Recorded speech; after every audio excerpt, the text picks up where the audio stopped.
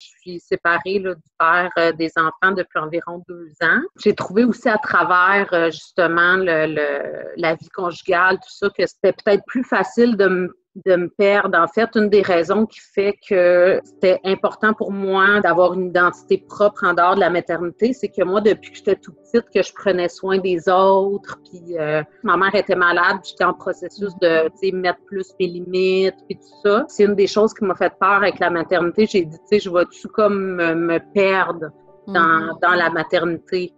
Pas facile d'être mère. Et trouver du réconfort est parfois ardu.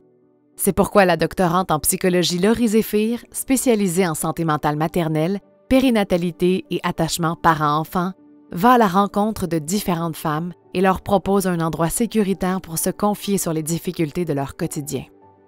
Une conversation authentique, dépourvue de tout jugement, qu'on entend rarement sur la place publique. Je m'appelle Jessica Brazo. Et moi, Laurie Zéphir. Bienvenue au balado. Ça va, maman?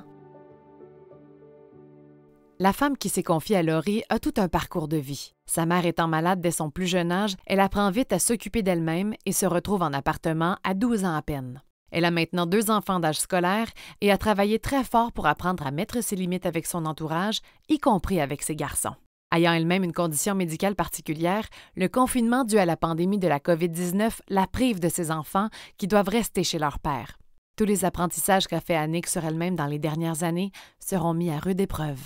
Bien, de ce que je comprends, à cause que ta mère était malade, tu as eu un peu cette position-là forcée d'avoir à prendre soin de l'autre. Ce poids-là, tu l'as trouvé un peu lourd à porter à cette époque-là, ou du moins tu t'es rendu compte à la longue que j'ai pas tout à fait envie de me remettre là-dedans quand tu es devenue maman, c'est ça? Oui, puis ça m'a même aidé à mettre mes limites parce que c'était plus difficile de mettre mes limites pour moi. Tu sais, dans le fond, ma mère, elle a commencé à être malade. J'avais 5 ans, sa première crise, elle était bipolaire, puis elle faisait dans ses phases maniaques, elle faisait des psychoses, puis ça pouvait vraiment aller loin, là. Fait que, tu sais, c'est ça, je me rappelle que, tu sais, même à 5-6 ans, je me préoccupais de ma mère, puis, tu sais, j'essayais d'agir en conséquence pour qu'elle soit bien. Tu sais, j'étais comme constamment déjà en train de penser à l'autre souvent.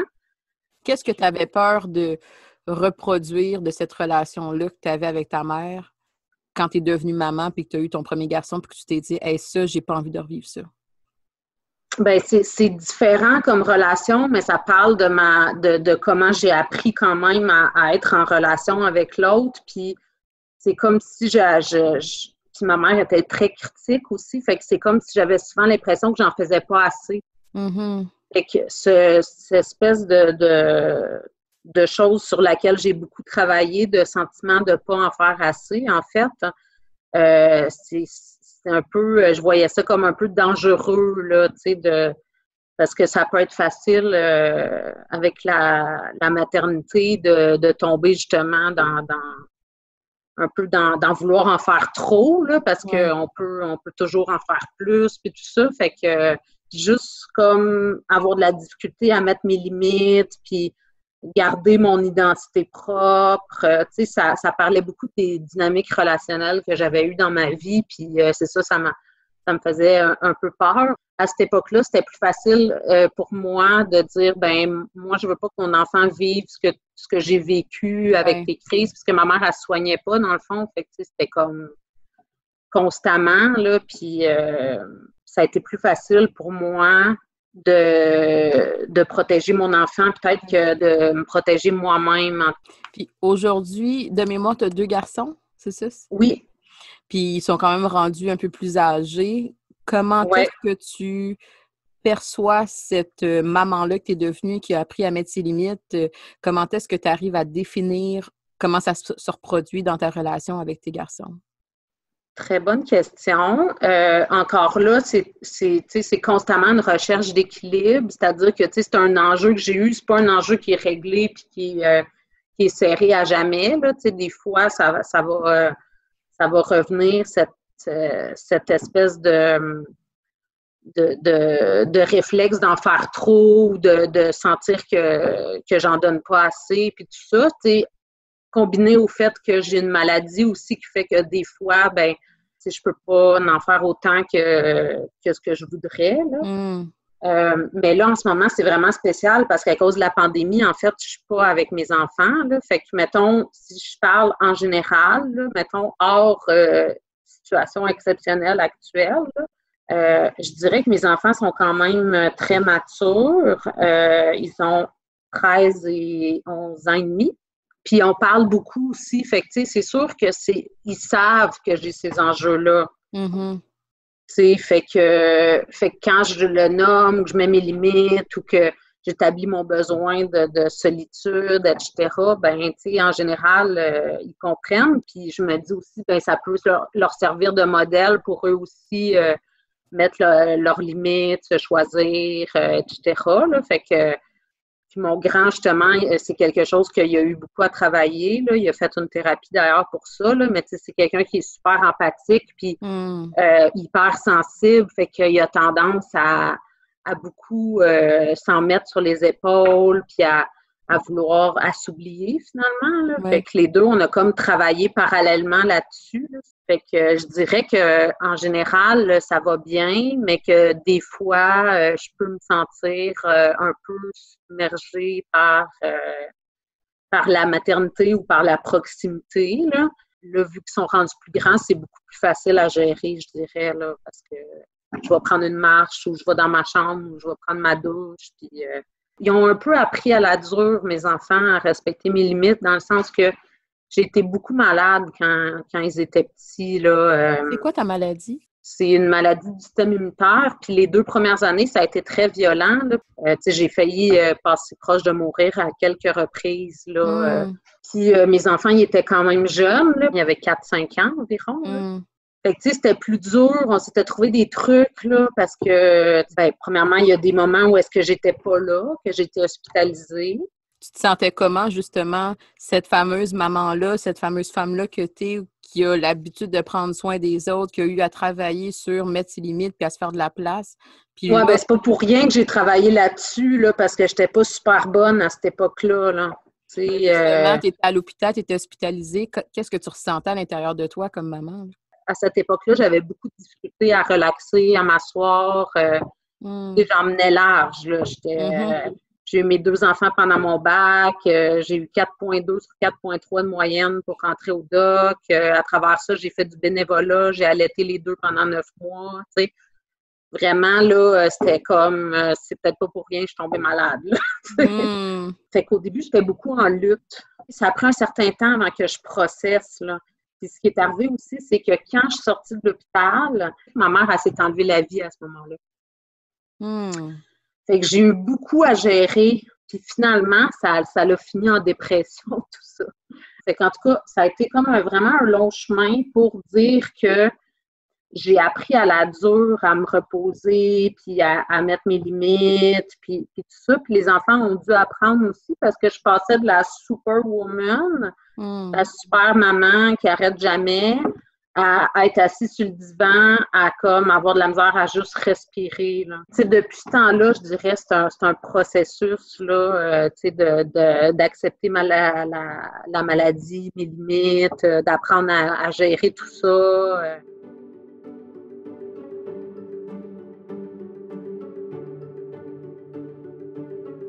Laurie, on l'entend bien que Annick, elle a tout un bagage de vie, hein. Ça paraît qu'elle a fait un processus thérapeutique. On va vite dans le vif du sujet. On comprend d'où ça vient, cette difficulté pour elle de mettre ses limites, entre autres avec ses enfants. Puis je trouvais ça super intéressant, le concept de limite, et que c'est pas facile, comme mère, d'arriver à mettre des limites avec son enfant. Ben oui, parce que justement, quand on devient maman, c'est comme si, ben, il est plus supposé d'en avoir de limites. Surtout quand on accouche, là, le fameux beau bébé tout vulnérable, ben, c'est vrai qu'on est quasiment dans un état de fusion. Il n'y en a pas de limite. Bébé, il a mal, puis on dirait qu'à l'intérieur de moi, comme maman, je vais aussi me sentir pas bien. Mais plus l'enfant finit par grandir, puis là, tout à coup, ben l'enfant finit par avoir ses limites à lui aussi, à se développer, à avoir son identité. Mais des fois, les mamans, eux autres, sont plus ou moins habituées à ressentir cette séparation-là. Alors là, ben, c'est tout un travail, c'est tout un processus d'avoir à se mettre des limites, à les accepter, à les tolérer, puis à les redéfinir aussi, et surtout de se dire, c'est correct que je m'en mette. Dans le cas à Annick, la vie a fait en sorte qu'il a fallu qu'elle s'en aille en thérapie pour vraiment aller travailler ça, puis on voit que c'est vraiment une femme qui en est ressortie grandie. Mais justement, même elle va nommer, c'est un processus qui n'est pas terminé. Là. Je commence à les mettre, je commence à tolérer. Mes enfants sont rendus plus vieux, ils connaissent mes limites et elle va même nommer qu'est-ce qu'il y a de beau là-dedans. C'est je deviens un modèle pour mes enfants. Et je pense que des fois, il y a des mamans peut-être qui le perdent de vue, c'est que si je prends le temps de m'écouter, de faire de la place à mes besoins, pas justement d'être égoïste et de juste faire comme que moi je veux, mais de faire de la place aussi pour mes limites et mes besoins, ben je suis un modèle à tous les jours pour mes enfants pour que la journée qu'ils ont envie de dire non, pour que la journée qu'ils ont envie de dire ça, j'ai envie de le faire, puis si ça fait partie de moi, ben ils vont se permettre aussi de le faire parce qu'ils vont avoir un exemple sous les yeux. Parce que j'imagine que quand on connaît ses limites, on vit moins de frustration parce qu'on sait où la mettre, fait qu'on a moins d'émotions négatives parce qu'on ne les dépassera pas. Exactement. Puis, il y a vraiment une belle richesse, une belle découverte dans le fait de se connaître, de se comprendre. Plus justement, j'arrive à voir où sont mes limites. Par exemple, si je suis une maman que quand je suis fatiguée, je suis particulièrement impatiente, ben il faut que je l'écoute, il faut que je connaisse cette limite-là pour que quand je suis fatiguée, je sois capable de me dire, OK, là, les enfants, s'il vous plaît, on va essayer de baisser le ton, ou on va faire une autre activité, ou on va peut-être demander plus l'aide de papa par rapport à certaines choses. Bref, plus on connaît ses limites, et plus on arrive aussi dans le quotidien à prévenir nos réactions, à prévenir les moments où est-ce qu'on crie, où est-ce qu'on perd patience, où est-ce qu'on est vraiment dépassé par la situation. Donc, ça vaut la peine de prendre ce temps-là pour se connaître. Comment on fait pour les mettre quand...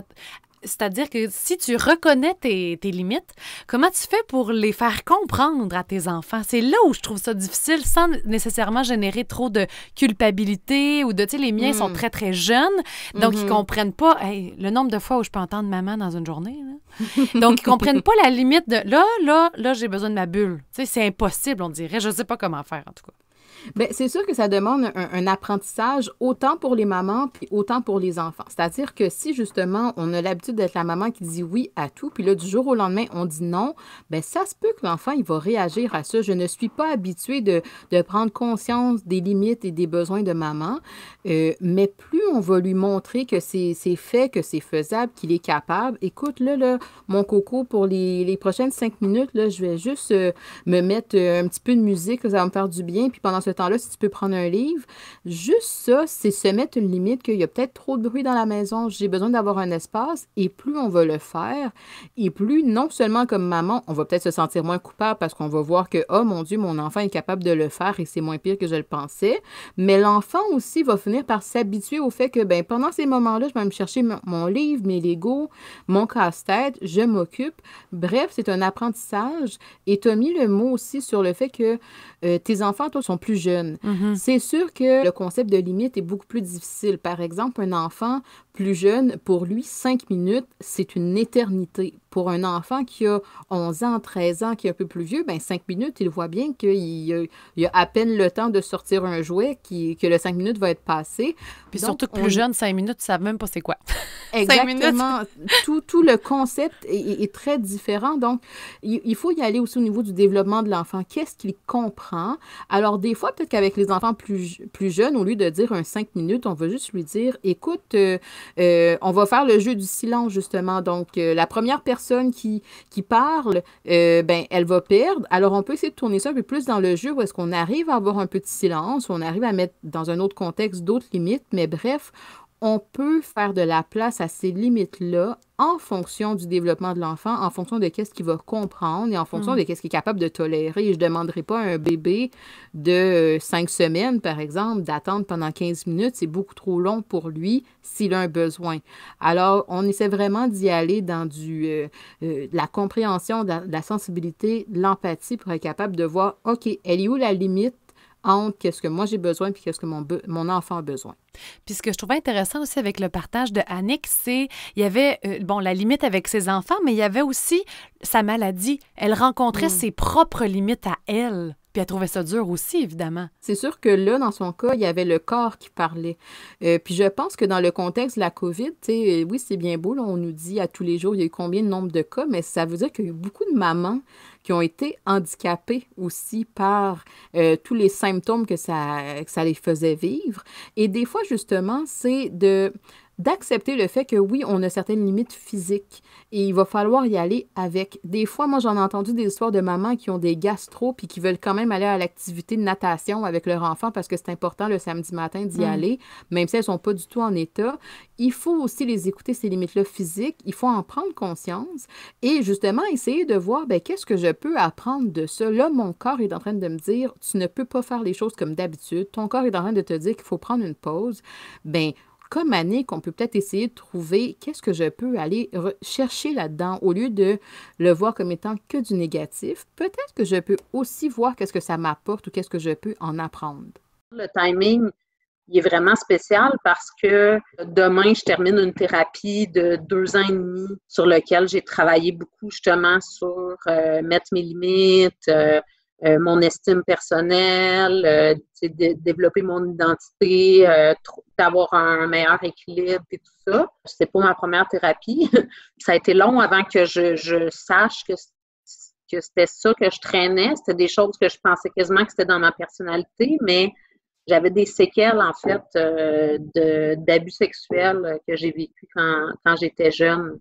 Justement, il y avait toute la dynamique avec ma mère, mais le fait de faire passer les besoins de l'autre avant, d'avoir de la difficulté à mettre ses limites, d'avoir des comportements qui n'étaient pas nécessairement respectueux envers moi, comme par exemple des comportements hyper sexualisés ou des choses comme ça avec lesquelles j'étais comme pas bien, ça clashait avec mes valeurs, puis des fois je sentais que c'était comme un peu comme plus fort que moi, puis en tout cas tout ça pour dire que j'ai beaucoup travaillé là-dessus, c'est comme ma séparation, après ça, d'apprendre juste à être toute seule, là, à pas chercher à combler, puis là, d'être confinée toute seule, comme je suis là en ce moment. Il y a quelques mois, je me serais probablement mis en danger. Je n'aurais pas été capable nécessairement de pas voir de gens ou de pas avoir de contact sexuel. Ou, je recherchais comme à combler une espèce de vide. C'est comme si tu te suffisais pas seule. Oui, c'est bien dit. Puis là, justement, tes enfants, tu les vois plus du tout. Non, en fait, je les vois, là, au moins, là. Je prends des marches avec eux à 2 mètres, là, mais ils habitent plus ici parce que, en fait, je suis immunosupprimée. Puis ça te fait vivre quoi? Parce qu'on dirait que l'image qui me vient, c'est, bon, quand tu étais un peu plus jeune, tu as vécu des situations qui ont été plus difficiles, tu as vécu de l'instabilité, de l'insécurité, mais ça, tu l'as subi. Puis tu as fait après ça dans ta vie plusieurs choix qui t'ont amené à travailler très fort et à mettre des limites, à choisir, à mettre tes besoins de l'avant. Puis là, c'est comme si la pandémie te fait, d'une certaine façon, revivre une situation d'impuissance. Qu'est-ce que ça te fait vivre, ça? Oui, bien c'est vrai. J'avais pas réfléchi à ça comme ça. C'est intéressant. C'est vrai que je le ressens, mais je pense que je réussis à mettre des choses en place pour pas nécessairement me sentir dans l'impuissance, en fait, là. On dirait que, c'est ça, ça me fait réfléchir beaucoup parce qu'on dirait que je suis comme habituée de naviguer dans l'adversité. Puis pour moi, c'est pas si difficile que ça actuellement. À la limite, j'ai un peu tourné ça dans ma tête en me disant, c'est comme un test, puis pas un test, là, mais comme une occasion comme de mettre en pratique mes apprentissages que j'ai faits dans ma thérapie, puis de prendre ce moment-là pour prendre soin de moi, puis c'est comme rare dans la vie d'une maman que justement il va y avoir comme ça une période de peut-être, je sais pas, là, jusqu'à temps qu'il y ait un traitement, là, peut-être 3-4 mois, à pas avoir la charge mentale nécessairement. C'est sûr que je suis impliquée pareil. Je suis pas comme OK, bye, là, tu sais, je reste leur mère, puis je reste impliquée, mais tu sais, c'est sûr que la charge mentale, c'est beaucoup le papa qui l'a en ce moment, là, tu sais, c'est lui qui gère les repas, c'est lui qui gère les devoirs, c'est rare aussi que, tu sais, c'est peut-être plus le père qui a cette charge mentale-là, là. En tout cas, quand on était ensemble, tu sais, j'avais peut-être quand même pas mal plus de charge mentale sur les épaules, fait que, tu sais, je peux pas changer la situation actuellement, fait que j'essaye le plus possible de faire avec puis de me trouver mon équilibre là-dedans, dans le fond. C'est sûr que si je pouvais pas voir du tout mes enfants, probablement que je paniquerais un peu plus, là. Oui, ça serait différent. Tu sais, comme je disais, c'est un peu comme l'aboutissement de beaucoup de travail que j'ai fait sur moi, que là, qui est comme testé à fond. Fait que, tu sais, c'est quand même nouveau pour moi d'avoir autant de temps pour moi, puis tout ça. Fait que, tu sais, je découvre comme une partie de mon identité peut-être que je connaissais moins. Puis, en fait, je pense que je renoue avec, tu sais, avec ma personnalité, puis avec moi-même, un coup, tu sais, les couches de marde enlevées, là. Oui. Puis, je navigue là-dedans, puis je suis bien. Puis là, je me dis, ben, tu sais, ça va-tu continuer? On dirait qu'il y a une partie de moi que j'ai tellement eu de briques sur la tête qu'on dirait que, tu sais, il y a comme une partie de moi qui se dit, ben, tu sais, ça peut-tu vraiment juste aller bien comme ça, puis continuer?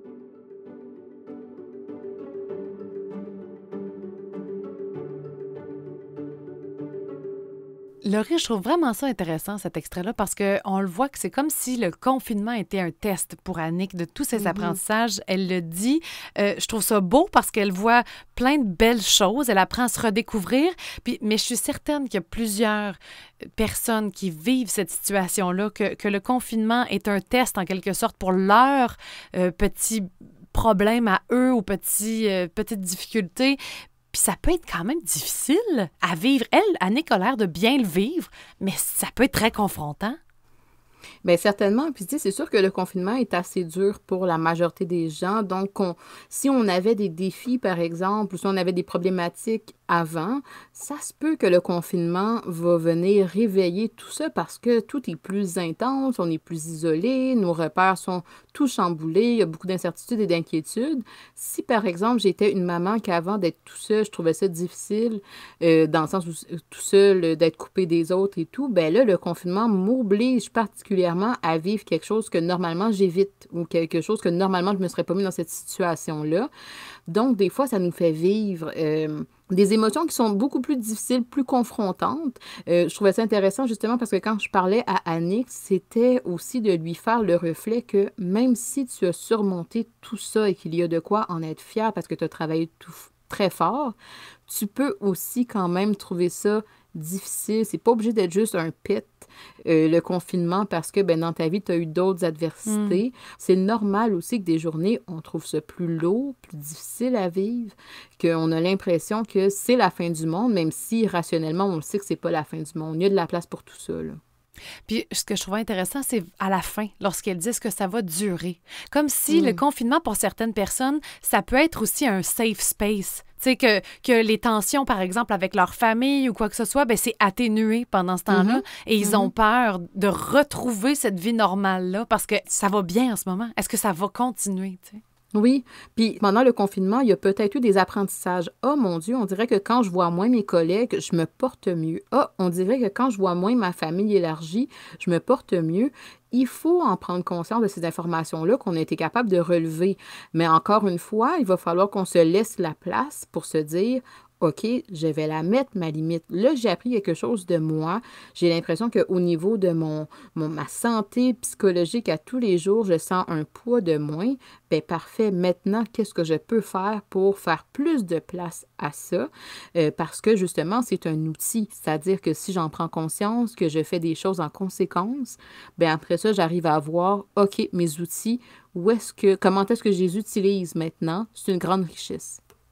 Je reviens à ma question tantôt quand que je te disais, mettons que tout le contexte de pandémie, finalement, c'est un peu plus long. Puis finalement, on arrive à la situation que ça peut prendre 1 an et demi avant que tu retrouves cette dynamique-là familiale chez toi? Parce que tantôt, tu as nommé 2-3 mois, puis on dirait que ça m'est resté parce que je me disais, OK, ben là, si ça continue, qu'est-ce que tu trouverais difficile de dépasser ce 2-3 mois-là?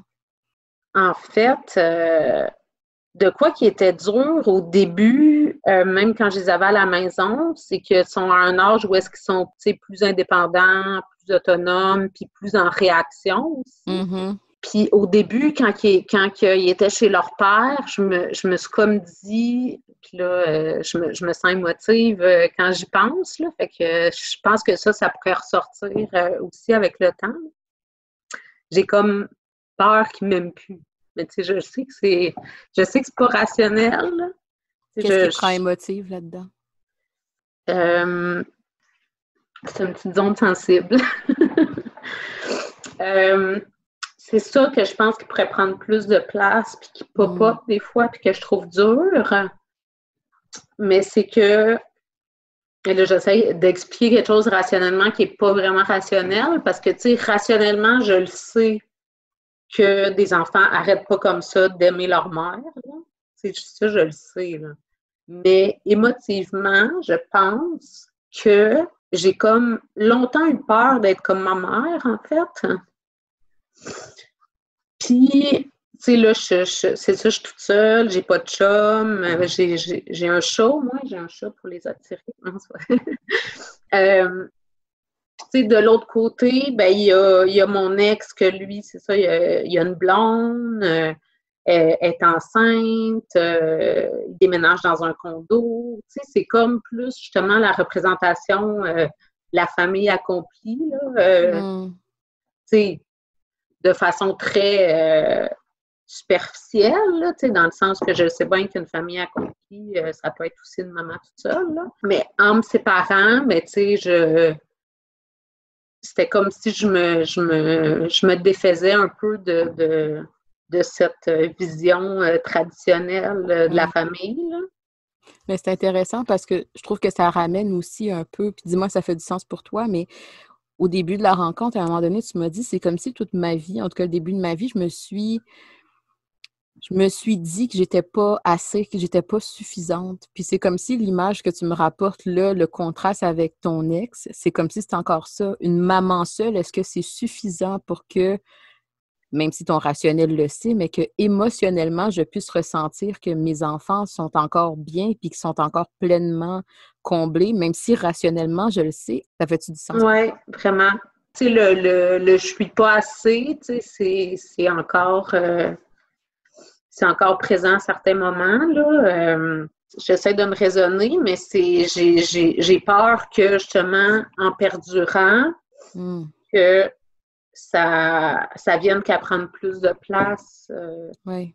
Puis aussi, qu'est-ce qui arrive, c'est que, tu sais, oui, bon, mes enfants sont plus grands, puis tout ça, mais ça reste des enfants, puis, tu sais, ils comprennent, tu sais, même si on leur a expliqué, puis tout ça, tu sais, ils peuvent pas nécessairement comprendre à 100%, tu sais, le pourquoi on peut pas se voir, là, tu sais, ils comprennent, mais encore là, tu sais, il y a aussi leur côté plus émotif, là, qui sont comme, ben, c'est quand qu'on va pouvoir être chez vous, tu sais, fait que, tu sais, à ce moment-là, j'ai juste comme le goût de les prendre puis de les ramener avec moi, là, fait que ça, je trouve ça dur, puis tu sais, je pense qu'avec le temps, leur impatience va peut-être être plus grande aussi, tu sais. Je pense que je vais avoir de la misère à résister à cette pression-là. Fait que je pense que ma rhumatologue, elle va m'aider à prendre les meilleures décisions parce que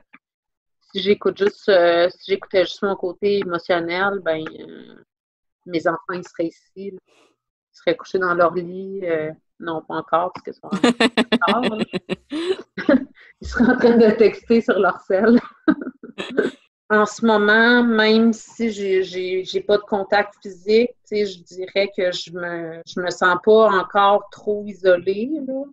Mes amis, quand ils viennent me porter mon épicerie, tu sais, j'ai comme les marches avec mes enfants, fait que Mais ça, c'est une autre affaire que j'ai comme peur, encore là, plus émotivement, quand que la vie va reprendre un peu plus, puis ça commence, les choses commencent à réouvrir, tranquillement, les gens reprennent petit à petit une vie un peu plus normale. Puis, je me vois comme traîner un peu de la patte en arrière, là, parce que, il faut comme j'attende que la vague passe, puis j'ai comme peur d'être un peu oubliée, puis de là vivre plus l'isolement. Là. Je pense que le défi du temps va vraiment pas être difficile. Là. Puis j'ai l'impression que, puis on n'a pas fait le tour de ta vie, mais j'ai l'impression que dans différentes sphères de ta vie, tu avais quand même le contrôle sur certaines choses, même s'il y avait beaucoup de choses à l'intérieur de toi qui faisaient en sorte que peut-être que tu comprenais pas toujours tout, mais tu avais quand même le pouvoir de dire, bon, ben parfait, je m'en vais étudier, je m'en vais faire ci, je m'en vais faire ça avec mes enfants, avec ma mère, tandis que là, c'est vraiment une situation sur laquelle on fait juste regarder le temps avec le gros point d'interrogation, puis on a à gérer tout ce qui se passe à l'intérieur de nous. Oui, vraiment.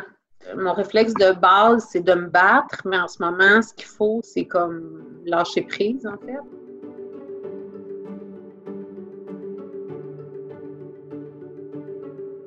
Laurie, tantôt, on disait que parfois le confinement devient un test. Je trouve que ça revient un peu ici. C'est-à-dire qu'Annick a toujours été là pour tout le monde. Tu sais, depuis qu'elle a 5 ans, elle était là pour sa mère et tout. Puis là, c'est un peu un test de OK, je suis seule chez moi. Est-ce que les gens vont m'oublier? Est-ce que les gens seront là pour moi? Mm-hmm. Puis c'est sûr que dans le cas à Annick, ça avait vraiment un écho avec le reste de sa vie avant. C'est peut-être pas le cas de toutes les mamans, mais justement, il y a quand même cette question-là de se demander, est-ce que quand la vague va reprendre au niveau des amitiés, au niveau des relations que j'avais, que ce soit professionnelles ou autres, comment est-ce que je vais me situer là-dedans? Comment est-ce que je vais réussir à retrouver mes repères? Puis, j'ai exposé à Annick tout le concept de temps. Et des fois, je pense que on peut être un peu impatiente dans le sens où on est habitué d'être dans le contrôle, de contrôler nos choses, de gérer les choses. Et là, c'est d'un peu de faire confiance au temps, mais aussi de faire confiance aux capacités que vous avez à l'intérieur de vous. Des fois, peut-être qu'il va y avoir des situations qu'on va trouver plus inconfortables dans le déconfinement. On va retrouver certaines choses, on va retrouver certaines personnes, puis peut-être qu'on va se demander, est-ce que l'autre m'aime encore? Est-ce que l'autre me trouve encore drôle? Est-ce que l'autre me trouve encore agréable? Ces questions-là peuvent être là, mais justement, c'est de se dire, de la même façon que ça nous a pris du temps pour se confiner, laissons-nous aussi le temps pour retrouver nos repères dans ce déconfinement-là. Par rapport à Annick aussi, il y avait comme une image que je trouvais intéressante dans son cas à elle. Elle se pose la question, est-ce que mes enfants vont encore m'aimer? Et elle va même dire, je sens qu'à la longue, ils vont peut-être être plus impatients, ils vont peut-être trouver ça plus difficile à tolérer le fait qu'ils ne viennent pas à la maison. Et c'est sûr que pour certaines mamans qui vont vivre une situation semblable à Annick, il faut parfois qu'on se rappelle qu'on ne peut pas tout combler émotionnellement pour l'enfant. Puis l'image que j'aime bien donner, c'est au début, là, quand un bébé est tout petit, puis qu'on le colle sur notre poitrine, puis que juste au contact de la peau, il finit par se calmer, se rassurer. C'est un sentiment qui est très agréable, qui vient comme confirmer que c'est une belle relation, ça va bien. Et là, plus l'enfant va vieillir, des fois, on ne peut pas toujours avoir cet effet-là où est-ce qu'on finit par mettre un pansement sur le bobo. Alors, Annick, c'est un peu ça qu'elle exprime, c'est là, je ne suis pas sûre que je vais être capable de venir combler émotionnellement toute la peine, la tristesse, la déception que mes enfants peuvent vivre du fait qu'ils ne peuvent pas revivre à la maison. Et c'est correct aussi que nos enfants, dans le déconfinement, vivent leur rythme. Et c'est correct que dans ce rythme-là, il y ait des hauts et il y ait des bas. On va leur laisser vivre les émotions qu'ils ont à vivre. On les accompagne, mais accompagner un enfant dans ses émotions, ça ne veut pas dire qu'on les supprime, ça ne veut pas dire qu'on les comble en tout temps. Ça veut simplement dire qu'on est là quand il en a de besoin et qu'on fait du mieux qu'on peut. Puis je pense qu'au-delà du confinement, ça va parler à beaucoup de parents séparés. L'image de la famille traditionnelle, puis qu'elle avait peur que ses fils aiment plus cette image-là qu'elle seule à la maison. Je pense que ça va parler à bien des mamans, ça. Absolument. Puis justement, pendant le confinement, il y a eu certaines familles, certains parents séparés où est-ce qu'il y a peut-être eu des grands écarts comme ça. Peut-être qu'il y a un des parents qui était à la maison puis qui pouvait justement faire plein d'activités versus un autre qui peut-être travaillait, était plus épuisé, avait peut-être des ressources plus limitées. Alors des fois, peut-être que ressentir cet écart-là avec l'autre maison, c'est difficile, mais il faut savoir que justement, d'être juste un parent qui est bon, qui est sensible, c'est complet en soi. Des fois, peut-être qu'on a tendance à se taper sur les doigts puis à se dire « Oh, j'aurais dû faire plus de ci, j'aurais dû faire plus de ça ». Mais au final, juste d'être un parent qui est là, c'est suffisant pour l'enfant. Puis après ça, ben, on se dit « La journée que je vais avoir plus de temps, plus d'énergie, plus de ressources, je vais pouvoir en faire plus pour faire qu'est-ce qui me semble bien avec mon enfant, qu'est-ce qui va le rendre heureux ». Mais c'est pas ça la base de la relation. La base de la relation, c'est vraiment d'être présent, authentique dans la relation avec notre enfant. Je dirais à toutes les mamans qui nous écoutent aujourd'hui que Annick est un exemple où ça a été un processus. Des fois, il y a certaines mamans qui vont avoir l'impression que la seule chose à regarder, c'est l'objectif, c'est la marche finale. Mais la vie d'une maman, c'est aussi un processus. Il y a des hauts, il y a des bas, il y a des rythmes à respecter. Et ça, il faut le regarder. Moi, un mot qui me vient beaucoup en tête puis qui m'aide, c'est vraiment d'être indulgente, d'être bienveillante envers soi. Là. Si en plus de tout ce qui arrive, on est là en train de juger, à se taper sur la tête parce qu'on n'en fait pas assez, puis on n'est pas assez patient avec les enfants, ça devient encore plus lourd. Il faut vraiment comme essayer de faire de son mieux, puis d'être doux avec soi. Là. Si vous voulez nous partager votre histoire, contactez-nous via notre page Facebook ou Instagram. Prenez note que ce balado ne remplace pas un processus thérapeutique. Si vous éprouvez des difficultés psychologiques, sachez que des ressources sont disponibles dans votre région pour une aide personnalisée à vos besoins. Ou encore, vous pouvez composer le 811. Un nouvel épisode de Ça va maman sera disponible la semaine prochaine.